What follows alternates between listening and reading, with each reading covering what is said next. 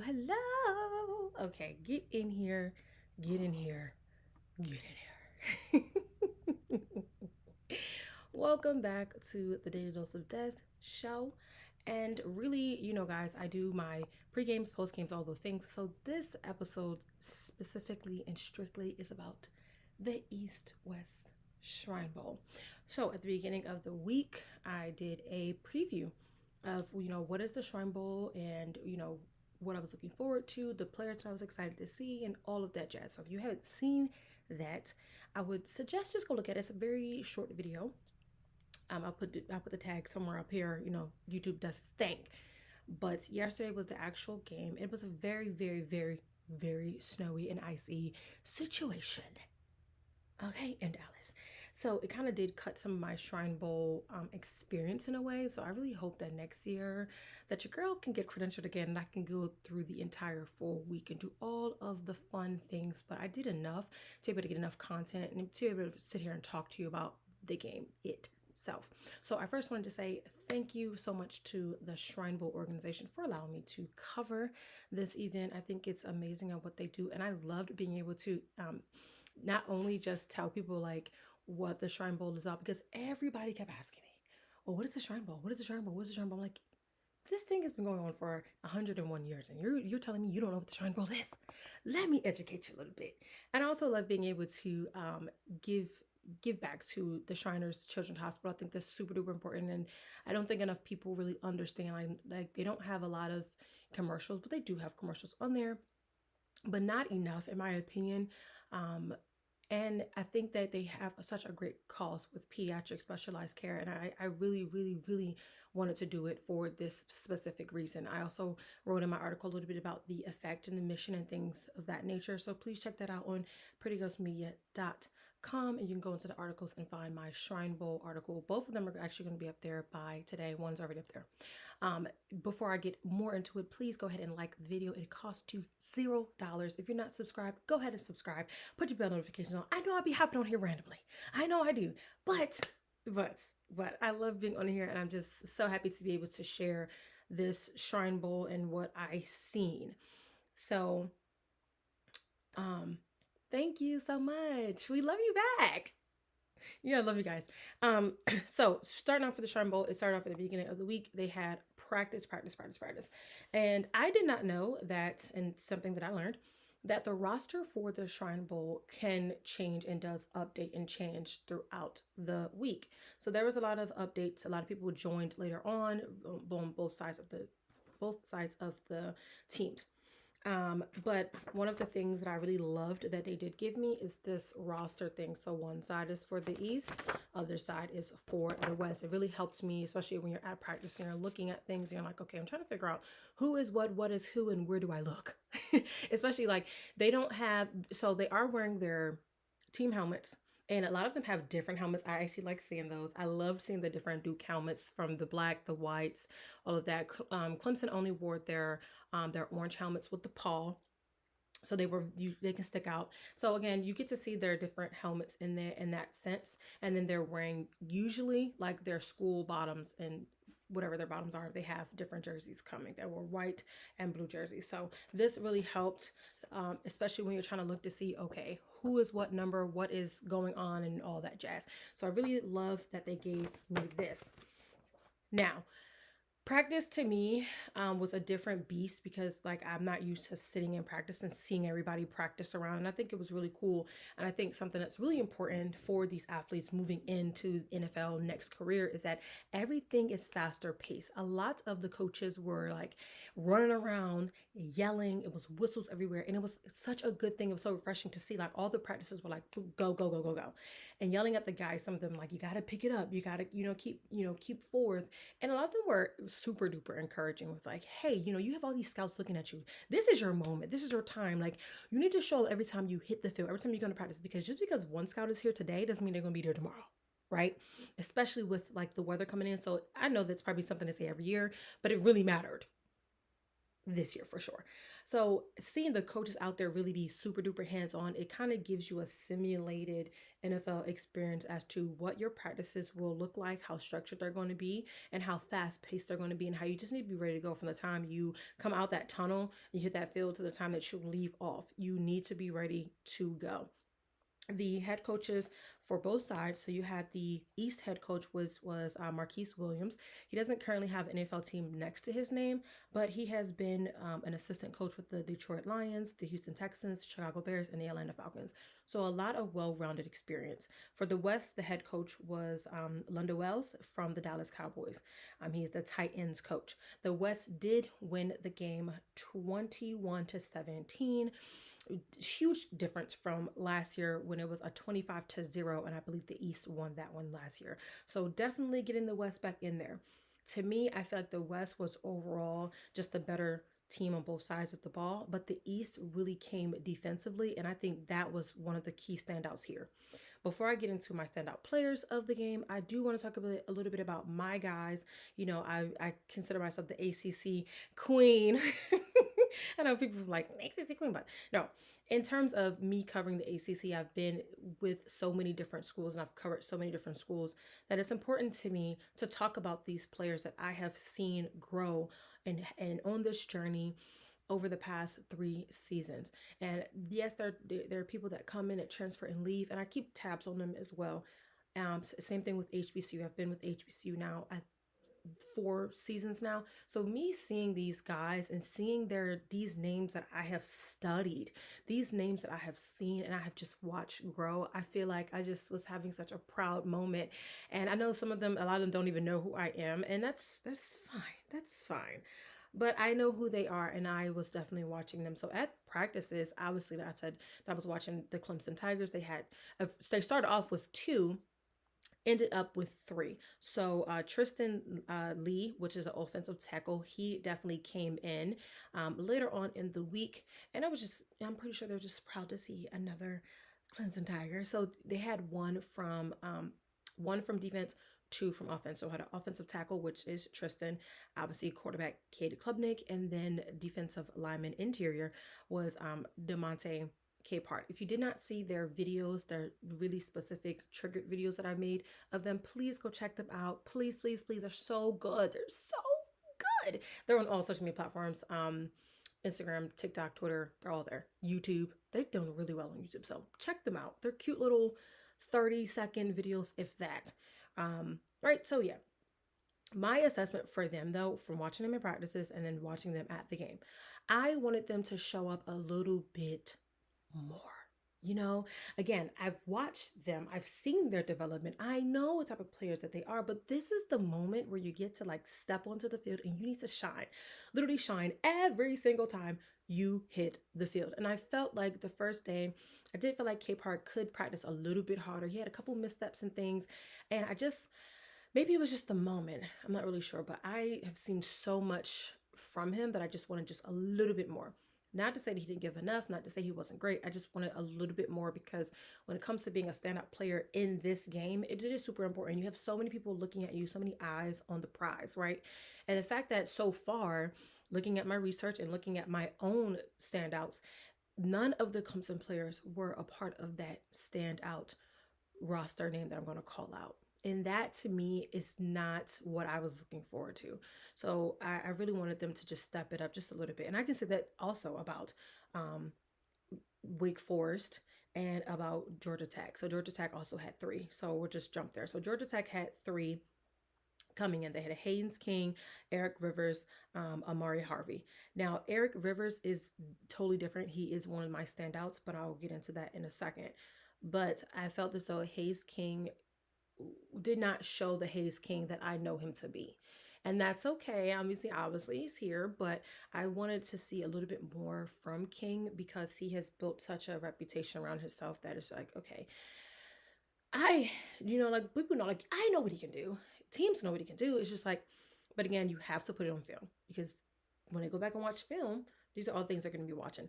And I do also want to make a note. This is just, like me looking at him, like, just giving my honest assessment on it.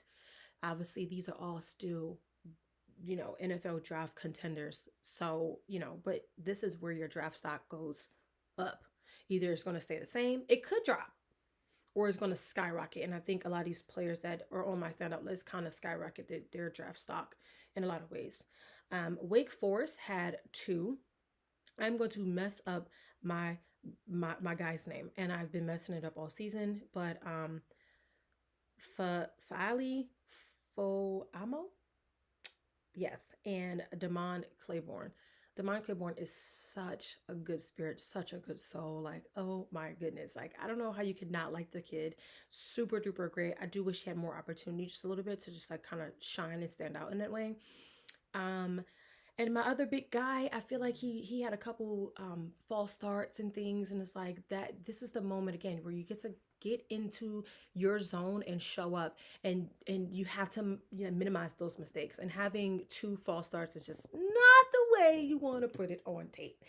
Just being honest here. But I'm super duper proud of the guys, all of them. Obviously, there were some from NC State, SMU. I didn't really pay too much attention to them because obviously my three core schools for the past couple years have been Clemson, Wake Forest, and Georgia Tech. So I wanted to really talk about those guys before I got on to anything else. And before I move on, I do want to put this out.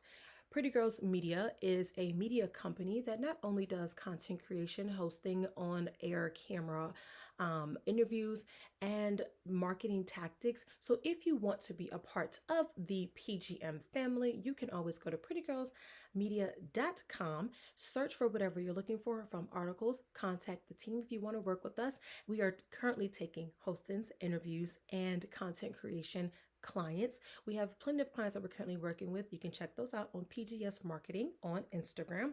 But again, we are open and ready for business. So make sure you are locking in with us because we want to work with you. Okay, so we're going to get back to more Shrine Bowl. So moving into the standout players, we're going to start with the East. Yeah, we're going to start with the East. I got my little book here. I think it's so cute. I love getting little things from the games. I really, really do. Okay, so obviously from the East, you had Mason Rager from Wisconsin, edge rusher. He was the defensive MVP, rightfully so. The guy's a dog, okay? Pure lawn dog. D-A-W-G, dog, monster, right? He gives me like baby TJ, baby Miles, like he is going to be the definition of Micah Parsons. Like he is going to be the definition of showing up and showing out. Yeah, 3 sacks, one being a strip sack in the third quarter. He's fast. He gets off the run blocks quick. He is shifty. He's flashy in a good way. When I say flashy here, when I mention it, in a good way. Explosive. The guy is exciting to watch.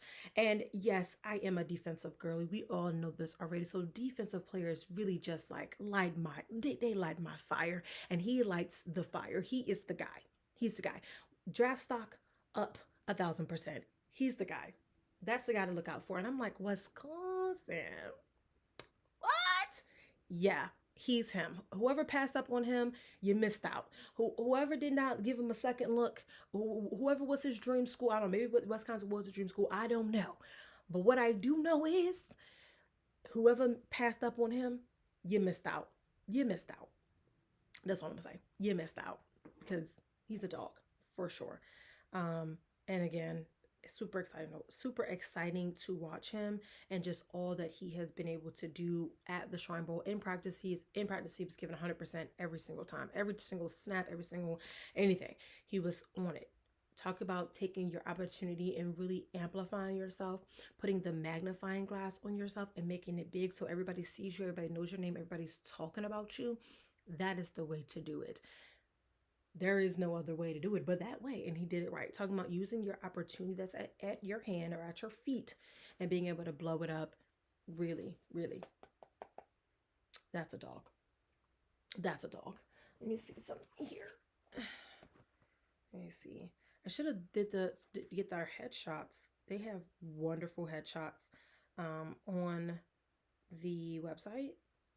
They haven't dropped the game stats yet, which Y'all know I like game stats, and that's just the way I like to do things there. But you know,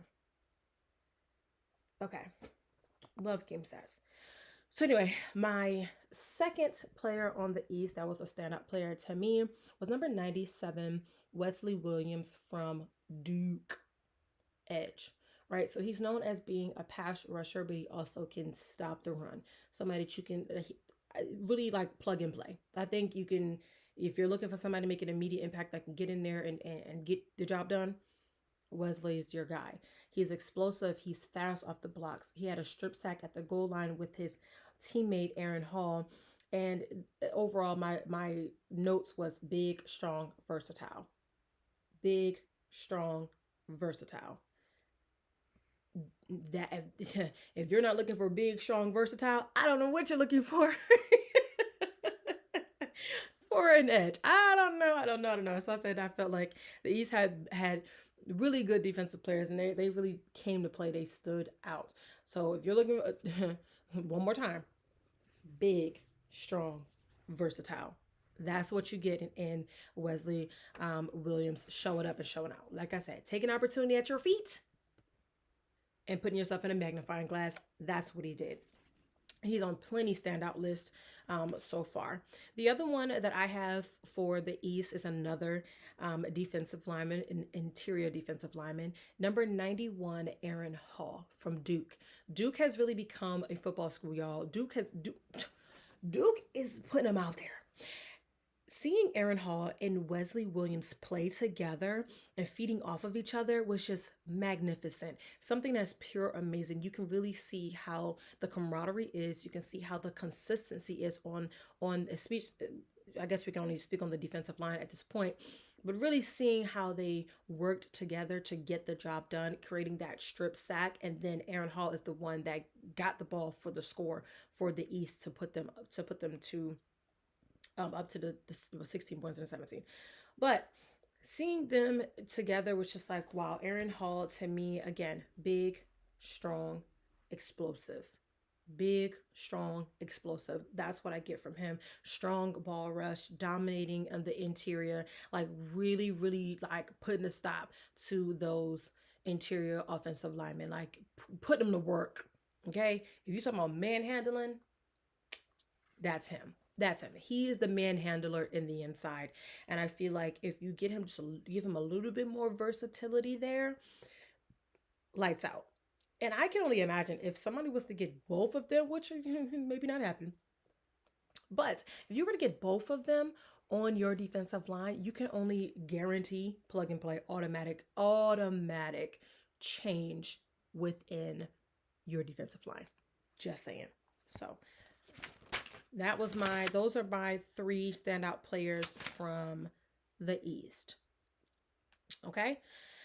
Now for the West, I do have a few over here. Actually, is he on the, let me check something real quick, y'all. Hold on. Yeah, I think, yeah. So all of these are for the West, my standout players from the West. So obviously, first standout player for the West is number 11, Mark Gronkowski from Iowa, the quarterback. He was the offensive MVP. Coming in, they said that he was the best quarterback in the Shrine Bowl on the roster. Now, people have that up for debate, but I'm just telling you what they were saying coming into this game and really understanding what it is to have the poise and the charisma of a really, really good quarterback. And I think he showed that 100% from the time that he showed up to the time that he held that MVP trophy over his head to the time that he left post-game interviews. The guy is just a quarterback guy. He's the guy. He's the way. Like, that's the guy you want to lead your team. And he showed it. And notes that I put on him: good pocket strength. He's super mobile, has great ball timing, creating plays like he did with that first touchdown with Dean Connors. So really being able to maneuver as a quarterback, that's what you want to see. Another guy that can go in and be plug and play. So I think he really took his draft stock up a lot by just showing up and just handling business. When you can handle business and you have the team and you lead the team on your back and you become the offensive MVP, that says a lot to you. Well, at least it says a lot to me, Coming in, the next one, I have number 13, Eric Rivers from Georgia Tech, wide receiver. I have that, obviously, he's not the biggest guy on here. Um, and I would give, let's give this, we have his height, weight, arm, and wing. It's supposed to be hand, arm, and wing measurements here. So when you look at Eric Rivers, height is 50'96", weight is 179, hand is 8'68", arm is 30'18", and then wing is 74'48". Okay, so not far off. He's just not the biggest guy, but that didn't matter. He is, and he was the most reliable guy. Notes that I have: good from in the middle, good on the sideline for catching balls. He's quick. He has strong hands and easy peasy with creating separation. That is easy that he can do. That's not something that you would ever have to think about. Can he do? Can we create that? He's going to create that separation. He's going to create that space.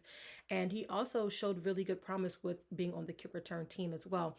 So special teams guy, he can be a good offensive guy if you just get him in there. And I feel like really shot his draft stock up there, in my opinion.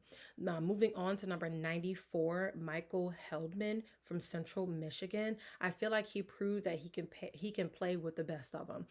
Coming out of the MAC or the MAC, he is a part of the All MAC team with 10.5 sacks on the season. So that, and he showed that same promise at the Shrine Bowl, talking about, again, using your opportunity to stand up in front of these scouts and show, like, yeah, I'm maybe from Central Michigan, but I can get down with the best of them, and this is what I can do. Let me show you better than I can tell you. The way that he came off that edge, really handled Clemson's Tristan Lee to do a spin out and get the sack on Virginia Tech's quarterback Drones. Yeah. Explosive, really good to watch, exciting to watch, really like, yeah, I'm here because you need to know my name. I'm here because I want you to see what I can do. I didn't just get these 10.5 sacks because I was just, mid. I'm good. Like great gravy. And you're gonna be watching me. So definitely there. Number 44, Dean Connors, Houston running back. To me, I wrote on here literally true running back. Gotta love a true running back. Exciting to watch. It's like, oh, yes. He created space going through the center for a 6-yard gain. It was like, this is what we love to see. Avoiding tackles, being out there in the open field, quick, powerful. What more could you ask for? That right there was just like, okay. And he also got the team's first touchdown for the West. So again, automatic changing of the pace, getting things going, not being hesitant. Super, super duper powerful there. And then my last standout is number 29, Trey Smack from Florida, kicker. 57-yard field goal at the end of the half. He even tackled. During a return in the second half kickoff in the open field. So Smack said, you about to get this smack. You about to get this work, okay? I need to be on all the radars. Not only can I kick, I can tackle. Okay? You know what you're gonna get. I feel like he'll be perfect in Baltimore. Just saying. I watched him. I think he'll be great in Baltimore. He gives me a Baltimore Raven. That's what he gives me. He gives me the guy that the Ravens are looking for. But yeah, I know kickers typically don't get like draft stock evaluations or honorable mentions or standout players, but he is a standout from the way that he's just poised, the way that he just carries himself, his enthusiasm for the game, like knowing the game, and then he has one hell of a leg on him. How could you not look at him as a standout player? I mean, hey, he's one of mine. And then I have some honorable mentions here. I have 4 of them. So I have Shad Banks from UTSA, linebacker. He did, have a tip and a block, super good. UTSA really came to show up. I mean, the Texas boys is getting it. Okay. I really loved being able to see him out there. especially coming from a smaller school. So really being able to put your name out there, put your face, and put your talent on that field was great.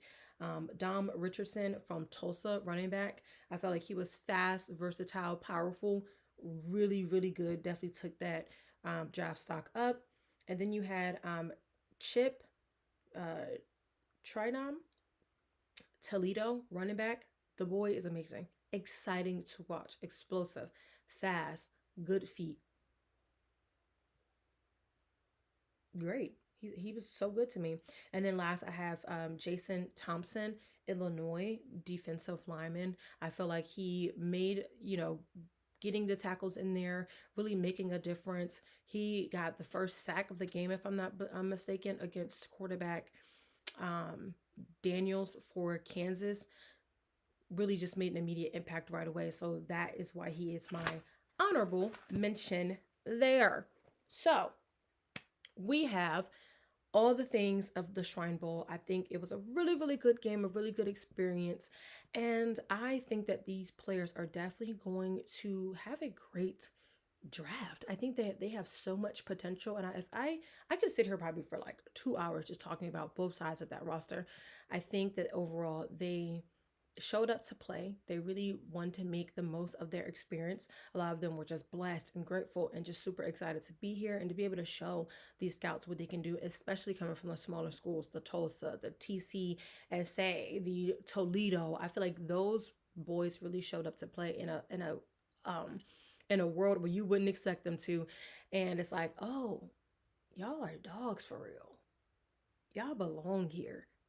And I think that they really proved themselves this week. So congratulations to them with making it to this point. Congratulations to the West and Coach Wells for getting that win and really putting a stamp on his name and really now expanding his roster and excuse me, not his roster, his experience of showing that, he can coach a winning team, especially offensive, because he's just being on that offensive scheme and everything else. So I think their resumes were built, and I think that this was a perfect place to do it. And I hope that the Shrine Bowl it continues on in its success. I hope that the Shriners Hospital also got a lot of support in this moment in this week. Thank you all for watching. Please make sure you're locking in on all social media platforms at PG Love Sports. Tap in with us at prettygirlsmedia.com. Check out our articles, check out our videos, check out all the things that we have going on currently and futuristically. But with that said, I have to now log out and I will see you guys on the